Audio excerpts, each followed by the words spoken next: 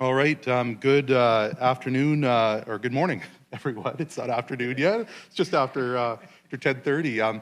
It's great to be here on the territories of the Algonquin-speaking peoples, the Songhees and Esquimalt First Nations, the Malahat First Nations, as well as the shared territories of the Sianu, Sauk, and Pacheedaht as well. Before I talk about this incredible school, Millstream Elementary, where I was an alumni. It gives me great pleasure to be able to welcome up a couple of grade 5 students to really welcome us off and start us off in a good way. Please welcome up grade 5 students Sage and Mela to say a few words.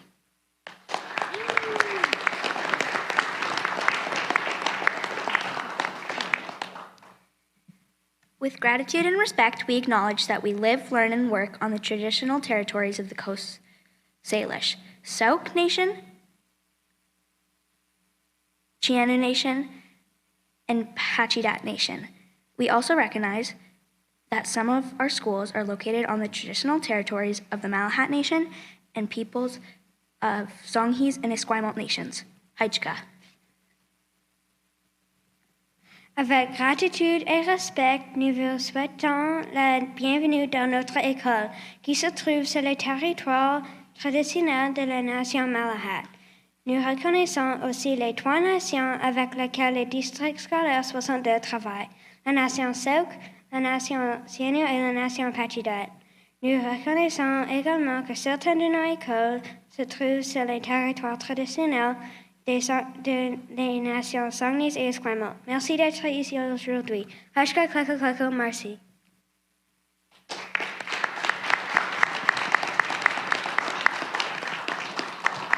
Way to go, Sage and Mela. Thanks very much for starting us off in a good way. How about another round of applause for these guys?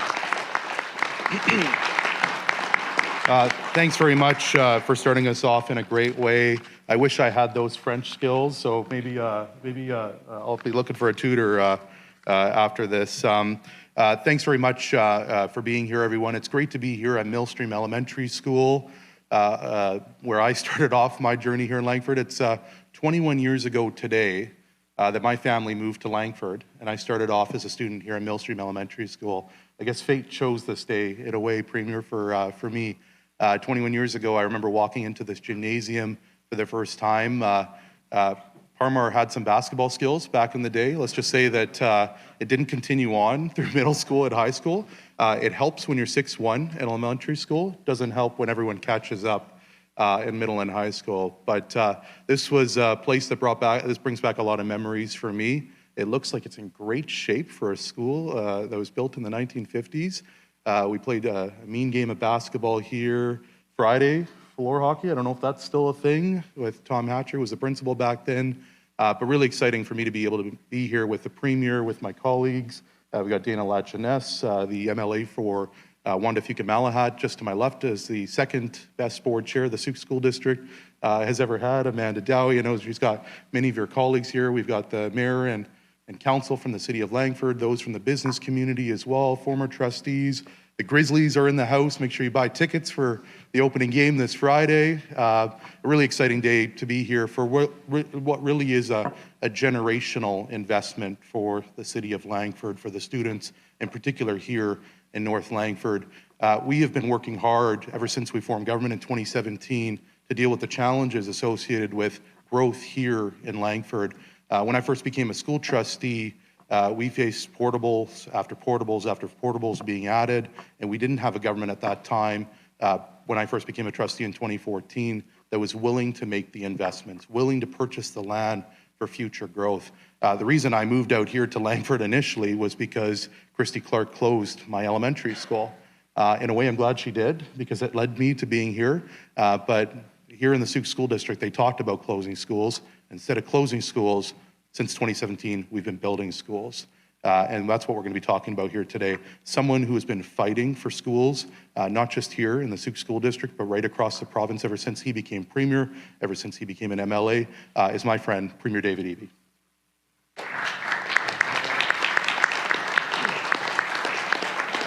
Thanks, Ravi, and thanks to the students and staff and teachers of Millstream Elementary. It's great to be here with you. Go Bees! And Mila and Sage, thanks for your wonderful work on the opening. Sage even taught me how to say bee in French because the bee is the mascot of Millstream Elementary. Abbé. Sage is like, I need some work, but okay. The reason why I'm so excited to be here is this is a fast-growing community, Langford. It is incredible what's happening here under the leadership of Mayor and Council, and we're also joined by the previous mayor as well, Stu Young is here, that helped be a part of this announcement through his work when he was on council. The growth here, just to give you a sense of what we've been seeing in this area, between 2016 and 2021, the population in Langford grew by almost 32%. So that is an astonishing rate of growth. And with that growth and with all of the positive things that brings challenges around infrastructure, including around schools. The Sauk School District has faced significant pressures. Now, there's a space for every kid that needs to go to school in the Sauk District, but it's not necessarily in the school that's closest to home. And so making sure that the kids of Langford are able to get into schools that are in their neighborhood, that's a priority for us, and that the schools are high quality and great learning environments is a priority for us as well. Now, you may have seen Ravi and I brought this roadshow, and Dana, we brought our roadshow just up the road at the expansion of the announcement of the John Horgan campus just up the road, so that students in Langford here will also be able to do post-secondary education close to home without having to drive all the way up the highway to Victoria. So making sure that there are those learning opportunities across this fast-growing community remains a priority for our government. Province-wide, we've been doing the same thing. So since 2017, we have added and are in process of adding 46,000 new and seismically upgraded student spaces, 39,000 seismically safer seats to BC schools.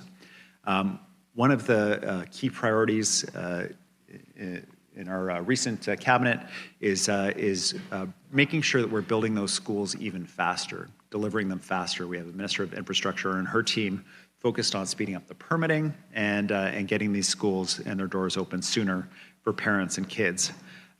We have, in School District 62, approved almost $500 million, which is going to deliver 4,660 student seats in this school district.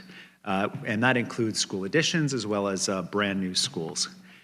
We've purchased land to build a new French language school in Royal Bay.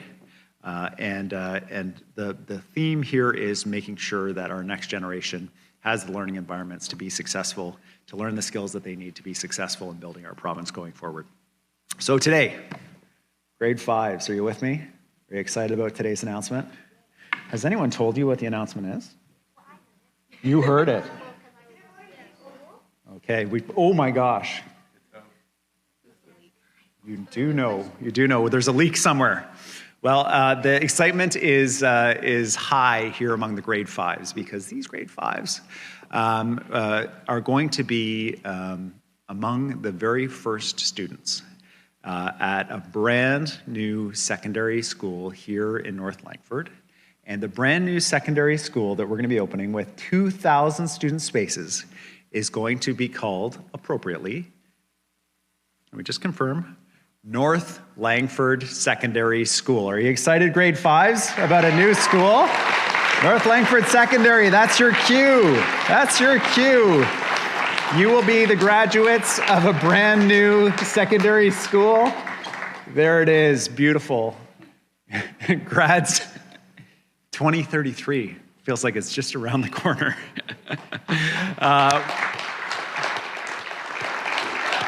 We can't wait to get you into that brand new school, and we're so excited that you're going to be graduating from that new school. Making sure that our schools are safe and accessible and great learning environments is a huge priority for us. And these kids behind me are the reason why we're doing it. They're the future of our province, and that's what we're going to stay focused on. So thank you very much, all of you here at Millstream, for joining us for the announcement. We know you've got a lot going on, so really appreciating you letting us take over the school briefly. With that, I'll pass it back to proud Millstream graduate. We were looking at his picture out in the hallway, Ravi Parmar. Thanks,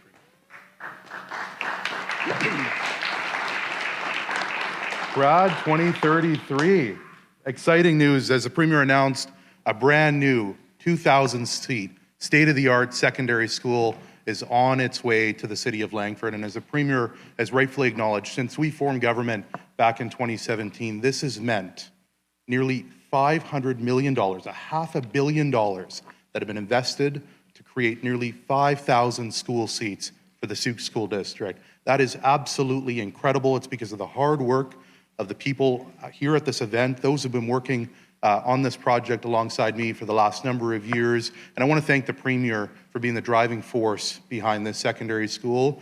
He recognizes with fast-growing communities like the city of Langford, the province needs to step up and continue to make investments. As was acknowledged from the former mayor and council, this mayor and council, it's so important that we continue to build more housing. We're delivering that. See my friend Ron Coutre from the West Shore Developers Association. They're building the housing. This is a really exciting day. $500 million, nearly 5,000 school seats.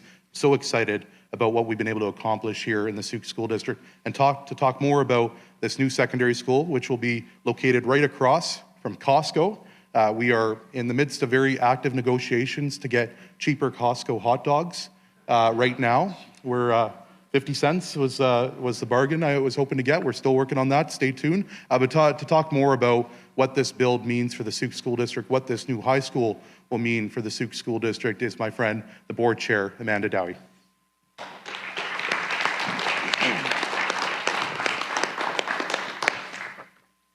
I do appreciate this and not having to stand on a step. Esquachel, good morning. I'm honored to be here today on the traditional territory of the Malahat Nation, and thank you so much to Mila and Sage for the territorial welcome and acknowledgement and starting us off in such a good way this morning. I would also like to acknowledge and share my gratitude with the three nations that our district serves and works closely with each and every day, the Sauk Nation, the Sianu Nation, Beecher Bay, and the new Chalneth-Pacheedaht Nation. While recognizing that several of our schools are located on the traditional lands of the Lekwungen and Kosapsan people, also known as the Esquimalt and Songhees First Nations. I honor your care and your stewardship of these lands since time immemorial. This morning, I'm also joined by some of my colleagues from the Board of Education, trustees Sandra Beaton and Trudy Spiller, as well as members of our district leadership team, Paul Block, Brian Yonker, Monica Braniff, and I don't see Darcy, but I thought I saw him on the list. Thank you to our Minister of Forests and MLA, but maybe most importantly, my friend Ravi Parmar for the warm welcome and introduction. It's always a challenge to speak after Ravi. As many of you know, Ravi's history within this district is no secret. Starting off as a student, as he said, right here at Millstream Elementary, to becoming the youngest trustee in SD 62 and very soon after the board chair. Ravi has continued this trajectory to perhaps becoming the youngest MLA and now serving as our Minister of Forests. But throughout this journey, one thing has remained constant, and that is his support for education and the Sault School District. I would be remiss if I didn't acknowledge his advocacy, which has been instrumental in bringing us here and making days like today possible. My thanks also to Premier Evie for making yet another trip to Langford. Since 2017, as mentioned, the province has invested almost $500 million into our district, marking the largest period of investment within our history. This trust is reflective of a genuine commitment to our students, staff, and families, and to the future of public education in our community. It is a true joy to welcome our grade 5 students from Millstream Elementary, the students who will one day walk the halls of our newest high school. You are our future. And today's announcement is a dedication and a commitment to you that we will continue to do our very best to support your learning and your dreams as you grow. This is a historic day for our district. In a time of remarkable expansion in the West Shore, and with the support of the provincial government, we are about to embark on the construction of the largest secondary school on Vancouver Island. A school designed for 2,000 students is more than just a building. This is a statement and the confidence in our community and the recognition of the families who call this region home. This is a symbol of our shared vision.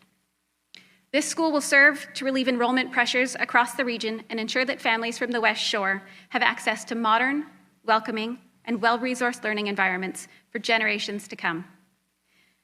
I also need to recognize the leadership of our partners in government, including the City of Langford, who helped to ensure that our projects move forward with secure building permits and timely occupancy. We are grateful for this collaboration as we continue to invest in the future of education across the West Shore. Most importantly, though, I want to recognize the extraordinary dedication of our staff. With a steady growth rate of 4.5%, more than double the national average, they have met every challenge with determination and creativity. They have strengthened achievement, expanded opportunities, and driven innovation. This is evidenced by the launching of a mountain bike academy, improving our completion rates, and creating a low-barrier school food program that now serves thousands each and every day. These efforts are often overlooked in the day-to-day, but today, we celebrate them, and we thank you. So to all who have and continue to contribute their energy, their advocacy, and their determination, I thank you. Together, we are building not only a school, but a vision carried forward and a promise to every student on their journey and those yet to come. Haichka, kleko kleko, marci.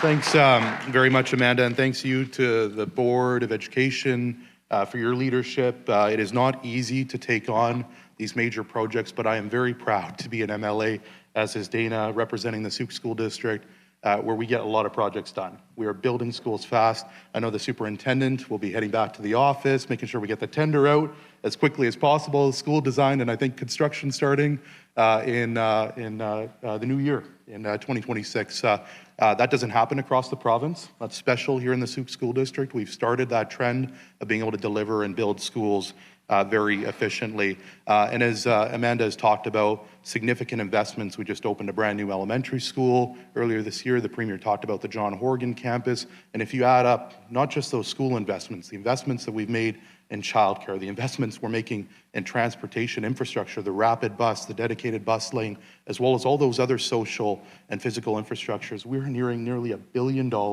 in investments that we've made in Langford, the West Shore, the Sauk region since we formed government back in 2017. That's what happens when you have a government working for you, a government that's delivering for you. I didn't realize this until yesterday, as I've noted in my earlier remarks. I was chatting with my folks about what this day means for me. Again, 21 years ago, my parents chose Langford as a place to raise our family. It was the best decision they ever made. This is the best community in the world. Langford gave me everything: my education, my first opportunities, my values, and now the honor of serving as its MLA. And I've said it before, and I'll say it again, I'm never leaving Langford, and I'll never stop fighting for this community. Thanks very much to everyone for being here, a part of this exciting announcement. More to come, I can't wait. Premier, hopefully we'll be able to have you back when we're shovels in the ground on what is going to be Vancouver Island's largest secondary school. Thank you very much. We'll now, I think grade 5 students, you're not going to want to listen to all the boring questions. Insightful questions coming in from the media. And so maybe we'll bring you back when we're ready to play some floor hockey with the Premier. But with that, I'll welcome the Premier back up to the podium for some insightful, hardworking journalists that are going to be asking some very insightful questions.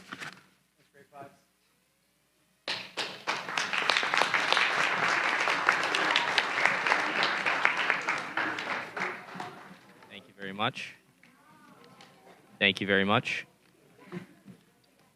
Thank you, Minister Parmar, and thank you, everyone, the grade 5s, for joining us here at Millstream Elementary School. We have media here in person and on the phone lines. For media on the phones, please remember to press *1 to enter the queue and to unmute yourself when called upon. We're going to start here on the court with Mr. Richard Zussman from Global News. I have a grade 5 at home who also finds my questions incredibly boring, so I understand what that means. Talking about grade 5, I know one of the things you learn in grade 5 is about being good to your neighbor. Your neighbor in Alberta, Premier Danielle Smith, is expected this afternoon to announce they are starting a Crown Corporation to be the proponent for a new pipeline. In your estimation, what does the province of Alberta now need to do to engage with British Columbia around moving oil through our province to the coast near Prince Rupert? Well, I guess, it's neighborly relations are crucial between Alberta and British Columbia. And that's a relationship that needs to go both ways. British Columbia has literally tens of billions of dollars of real private sector shovel-ready projects that are going to drive forward not just our economy here in BC, but the national economy at a time that the national economy is under direct threat and attack by Donald Trump. Now, the problem that we have is that Premier Smith continues to advance a project that is entirely taxpayer funded, has no private sector proponent, is not a real project, and is incredibly alarming to British Columbians, including First Nations along the coast, whose support is required for the success of the billions of dollars in real projects that I'm talking about. We need a major projects office at the federal level, not a major distractions office, not a major politics office, but an office that advances real shovel-ready projects that will move this economy forward in British Columbia and nationally. And what I am seeing from Alberta directly threatens that. So I am all for working closely with Alberta on electrical intertie that's going to drive down electrical rates for Alberta consumers. On the hydrogen sector, that is, we both need the federal government to assist us with getting hydrogen to market to build that economy. On other major infrastructure projects and projects that have real private sector backing that aren't entirely taxpayer-funded wedge politics. And that's my commitment to Albertans and to Canadians. We'll do that work with them, but it cannot be at the expense of major projects in British Columbia that are ready to go. Follow-up, Richard? Airbnb released a report this morning they did with Deloitte around the impact the FIFA will have on the visitor economy in Vancouver. They say based on their analysis that there's a shortfall of 70,000 nights over the most critical 9 days of FIFA, leaving up to 15,000 fans per day without accommodation at peak demand. And because of that, it could drive hotel rates up 200% due to that demand. They're asking for an exemption from the province around the Airbnb rules for next year's World Cup. Is there any consideration being given by the province to produce a special event exemption, working with the city as well around their rules to ensure that we don't see a shortage of rooms available during a big event and don't see these surge in hotel prices? Well, I mean, I'm incredibly excited about the World Cup coming to British Columbia. These games are going to be watched by people around the world. There's massive interest, which I think this report reflects, people who want to see these games. And we've also, just to be clear, we've offered to FIFA, if for any reason games need to be rescheduled from other jurisdictions, they can come to British Columbia. We are ready for those games, and our organizing committee and our team is ready to work with them to deliver additional games to British Columbia. I hope everybody is queuing up and getting tickets for these games. This is going to be a lot of fun. There is huge demand, not just for the World Cup, but generally for hotel rooms in the Lower Mainland and in the Vancouver region. Strongly encouraging the city and other partners to fast-track permit approvals for these hotels. We do need the spaces. We have an Airbnb regime in the province that allows people to rent out their places. If you don't need to be here for the World Cup, it's not your cup of tea, to pun a little bit, then you can rent out your place through Airbnb and create those rooms that are necessary. We're keen to work with organizers, with the city and others to make sure we're able to accommodate people who are coming to visit. But regardless of whether it's the World Cup or a huge convention of dentists or whatever it is, coming to Vancouver to visit, what we can't do is displace people who work and deliver services in Vancouver to support those activities. That housing is needed. And so that's why we made the Airbnb reforms, while allowing the flexibility for people to be able to rent out their primary residence. And so we'll work with the organizers to make sure, but it's going to be a wonderful celebration. The fact that demand is so high that this is the kind of problem we're grappling with is actually quite good news. Thank you, Premier. Next, we'll head to Katie DeRosa from CBC News. Premier, are there any conditions in which you would accept a pipeline to BC's North Coast? And is there a chance that the Prime Minister could give the go-ahead to this project without BC's consent? So what have your conversations been with the Prime Minister about whether or not it could go ahead if BC objects? My message in the quiet rooms with the Prime Minister, with the Premier of Alberta, is the exact same as the message that I'm delivering to you here today. There is no project proponent. This is a taxpayer-funded initiative by the taxpayers of Alberta currently, proposed to also be the taxpayers of Canada through the publicly owned Trans Mountain Pipeline project as well. This pipeline project requires a tanker ban off the coast to be lifted if, hypothetically, a proponent was ever found. Now, that tanker ban is in place. It is foundational for British Columbians who value our coast. It is foundational for First Nations whose consent we have sought and obtained for literally tens of billions of dollars of major projects that are real, that are not taxpayer funded, that will drive forward the BC and the Canadian economy for years to come. And so the challenge that I have is that this proposal from the Alberta Premier for taxpayers to do this work comes at the expense of real private sector projects that are going to lift our economy and lift the national economy, and for no apparent reason, other than one can only assume politics. And so all I can say is let's stay focused on real projects. This is what I say to the Prime Minister, this is what I say to the Premier of Alberta. There's so much we can do together to improve the lives of Albertans and British Columbians and Canadians. And let's focus on those shovel-ready projects with real proponents that don't have to be funded by taxpayers. Follow-up, Katie? Premier, the BCGEU plans to expand its strike action. No progress at the 2 days at the bargaining table. They're saying the government is not meeting inflation, but it sounds like the government on their side is arguing that they are. Are you concerned about the impact on restaurants, on ICBC services, and even student loans that will it be impacted as this escalation continues? Well, first of all, the public service in British Columbia delivers vital services for British Columbians, and British Columbians count on those services. And so, yes, labor disruption means disruption for British Columbians. And those services that are delivered by the public service are of huge value. They help drive our economy. They help support people with their challenges in daily life. And so it's crucial that we get this resolved as quickly as possible. The government has tabled in good faith a 5% over 2-year proposal that meets inflation.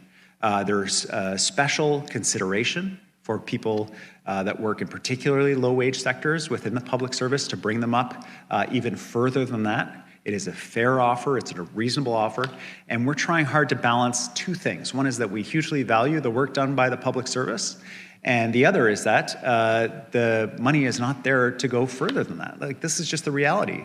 We're fiscally constrained right now. The global economy is slowing. There's huge cost inflation pressuring not just our government, but governments around the world and across the country.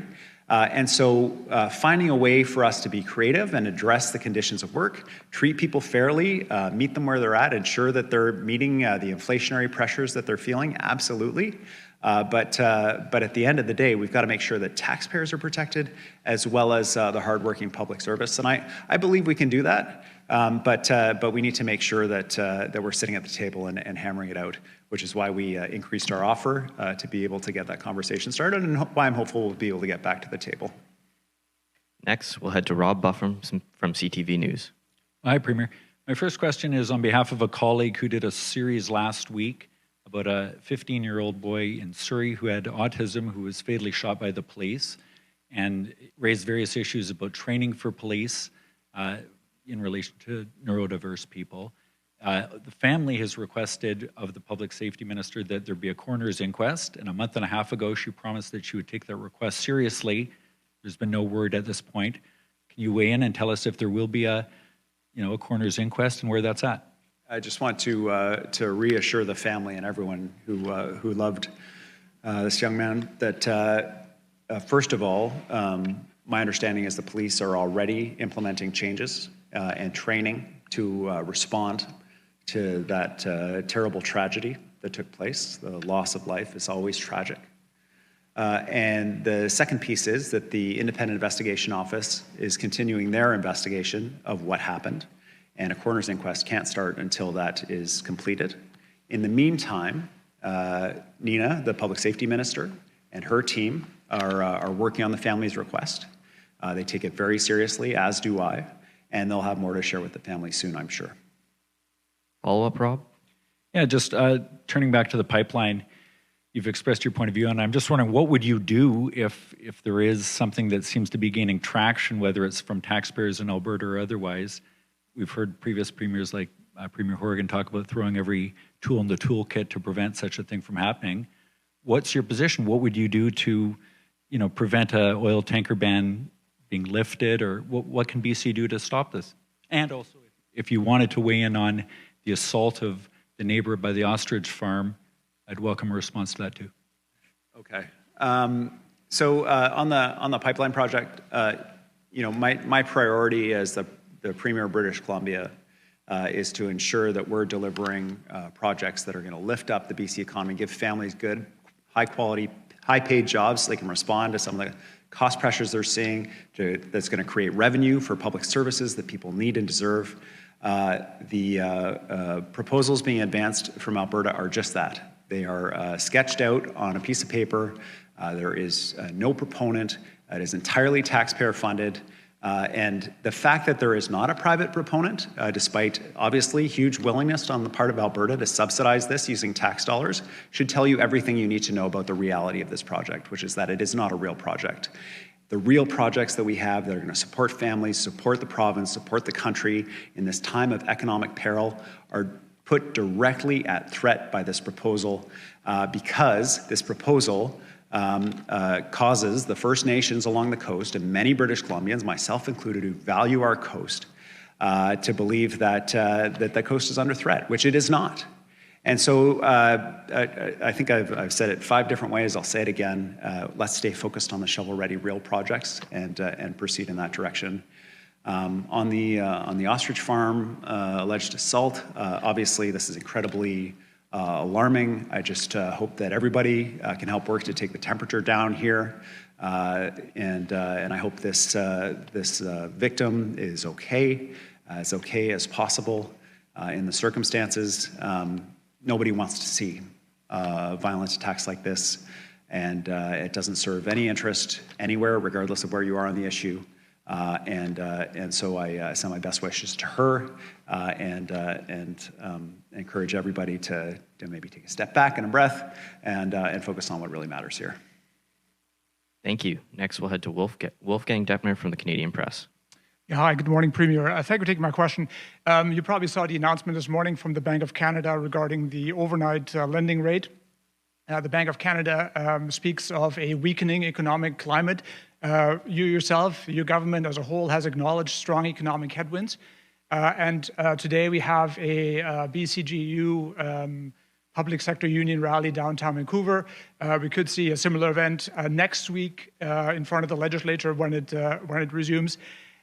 Based on the current economic projections, based on the genuine labor unrest that we're facing in this province, how would you rate the theory that British Columbia is about to enter its own winter of discontent the way the United Kingdom experienced in the 1970s, low economic growth, high labor unrest? Thank you.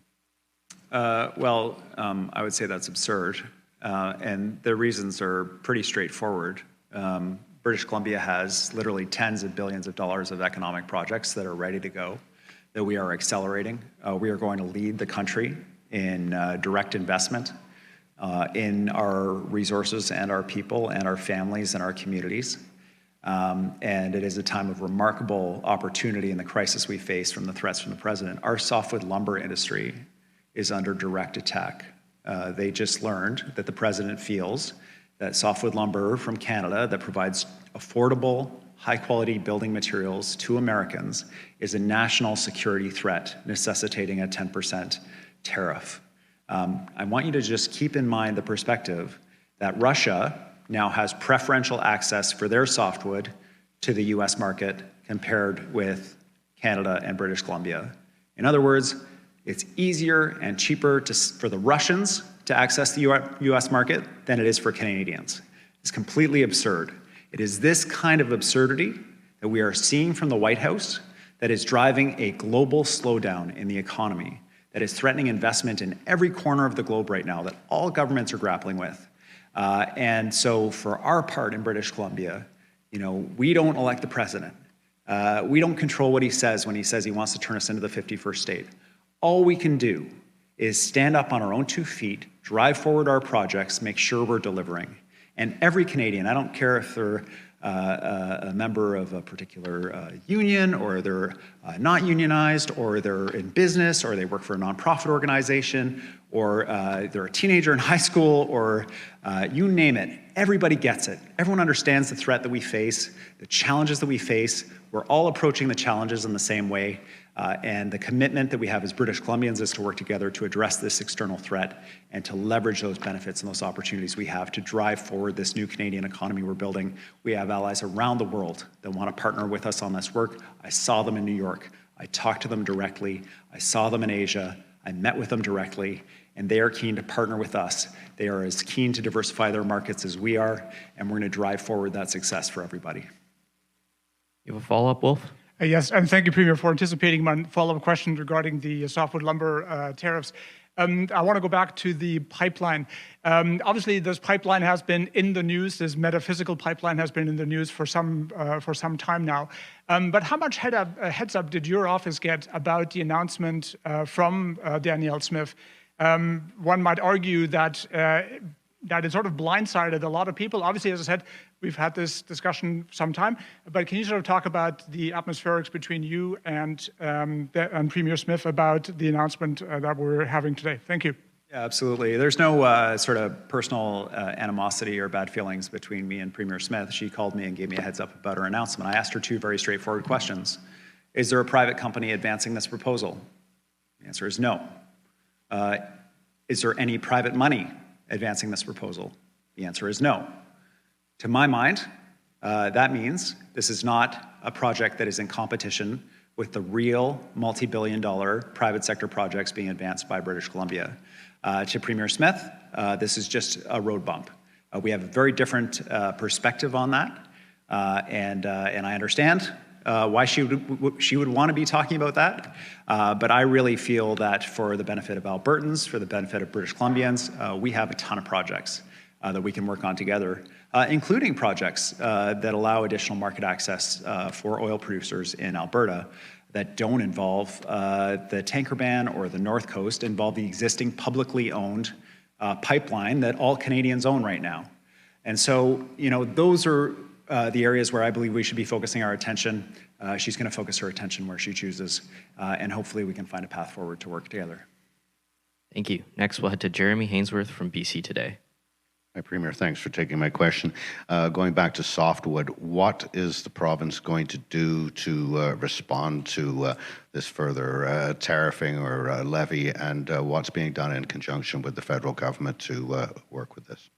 Well, the Minister of Forests is here, and I might turn the mic over to him when I'm done. But big picture, the Minister of Forests, his advocacy assisted in the federal government understanding the depth of the severity of the threat to our sector here in British Columbia, as well as to the East Coast, and resulted in a $1.9 billion commitment from the federal government to support our sector.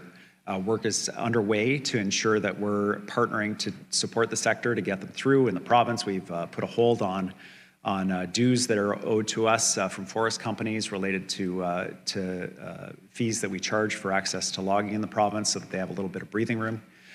So we're working closely with the federal government on deploying that aid for our sector.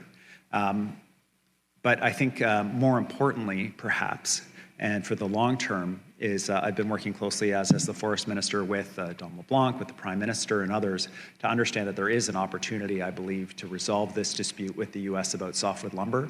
The forestry companies are in a different place about being willing to talk about a quota on production. There's $8 billion in a tariff bank account that could go to create a win for all sides in terms of resolving this dispute. There is no way on earth that Canadian lumber is a national security threat to the United States and Russian lumber is not. So I think we can make a compelling argument about the need to treat Canadian lumber differently than Russian lumber, when the inverse is true right now. So I think there's an opportunity for us to resolve this dispute. I've really been encouraging the federal government to prioritize softwood lumber in their conversations with the U.S. as an early win as we try to find a path forward with the White House. Ravi, do you want to take a moment on that? Thanks, Premier. Thanks, Jeremy, for the question. The only thing else that I would add is I've been in touch with our Crown Agency, Forestry Innovation Investment. We've got some folks on a mission in India right now. This is another opportunity for us to redouble our efforts. I'm hoping in the next number of weeks that we'll be able to announce some expansions into new markets. We're certainly looking at Australia, the UK, Middle East, North Africa, and of course, I'll be heading on a trade mission in a couple of months to Japan and South Korea. There's a huge opportunity for British Columbia, the second largest exporter of softwood lumber in the entire world, to take our market that has been there for the United States to be able to help create affordable housing, to take that market elsewhere. We're going to be continuing the value chain. We've made tons of investments, most recently just up the island in Chemainus, to be able to expand and create new jobs there. And as the Premier touched on, the part that we find frustrating with the President's announcement Monday night is he is treating Russia better than Canada, his closest trading partner. It is easier to do business for the United States with Russia than British Columbia. Russia is the largest exporter of softwood lumber in the world. British Columbia, small province, is the second largest. And so the United States has a choice. Do they want to do business with British Columbia, or do they want to do business with Russia? Thank you, Minister. Next, we'll head to the phone lines with Justine Hunter from the Globe and Mail. Go ahead, Justine. Hi, thanks. Premier, I think we continue to ask you questions about the pipeline because you have in the past kind of given a range of answers that indicate you might be willing to entertain an oil pipeline. So let me try again. You keep saying this is not a real project, but Alberta is filing an application. Will BC oppose that application, or will it be leaving that up to First Nations to oppose? Well, Justine, I disagree with the premise of your question. We have supported the tanker ban from the very beginning because it is foundational to our ability to get some major projects done, including at the Port of Prince Rupert, including major export projects like LNG Canada that have facilitated a 4% increase in Canadian GDP. And to put that tanker ban at threat, it's not just a threat to our pristine coast that so many British Columbians, including myself, value, but it is a direct economic threat to the kind of economy that we're trying to build in the country here. And so when I've said, let's cross that bridge when we come to it, we'll see what the Premier comes up with, I'm being polite. I am being polite. There is no project. There is no bridge to cross unless the Albertan government and the federal Canadian government are committing billions of taxpayer dollars to build this project. And if that is the plan, then they should be transparent about it. Don't mistake my politeness for weakness on protecting our economy and our coast. Now, I hope that clears things up, but let's cross that bridge once she's got a proponent in the money. Justine, do you have a follow-up for the Premier? Okay, we're back to bridges, but I'm just going to touch on another subject, Premier, if I may. I'm wondering if you've had your meeting yet with the new leader of the BC Green Party and what the status is right now of your agreement as you head back to the House next week. I reached out to congratulate the new leader of the Green Party. I am looking forward to working with her and hearing what her agenda is for the party, where she wants to take it, and her relationship with the BC government. Our teams are currently working on scheduling a meeting, and I'm looking forward to having that conversation soon. And we have time for one more question, and we're going to head to Alec Lazenby from the Vancouver Sun. Go ahead, Alec. Hi, Premier. I just wanted to revert back to the BCG-EU negotiations. Paul Finch is out saying that him and his fellow negotiators spent 3 hours waiting for government negotiators on Monday, and that at 4 p.m. They got back to the BCG-EU saying that 0.5% was the best the government could do in terms of an addition. What's your response to some of those comments? And do you think, given some of the rhetoric that's flying around, how quickly do you think you can get back to the negotiating table? Well, I'm keen to get back to the table. I think some creativity is needed to address the concerns of BCGU members and ensure that we're meeting those needs. But at the same time, it was a significant offer that was brought forward from government. We've committed to ensure that members are protected against projected inflation. They're going to be able to ensure that their earning power is not diminished. In addition, we're working to address the concerns of public service workers that might be at a lower than market wage to get them up and get some low wage redress for them. All those kinds of things are things that we can work out at the table. But that was not a significant move. That was not an insignificant move by government to add an additional 0.5%. That reflects hundreds of millions of dollars in an incredibly tight fiscal environment. We're trying to get back to this table. We respect the work of the public service. We think it's crucial. British Columbians need those public servants to be at work. And we both, government and the union, need to be at the table hammering out a deal together. Certainly, I'll make sure that everybody is there at the same time agreed to. That is not, to my mind, the major issue. The major issue here is making sure that public servants are respected, taxpayers are respected, and we're able to deliver the services that British Columbians deserve. Do you have a follow-up, Alec?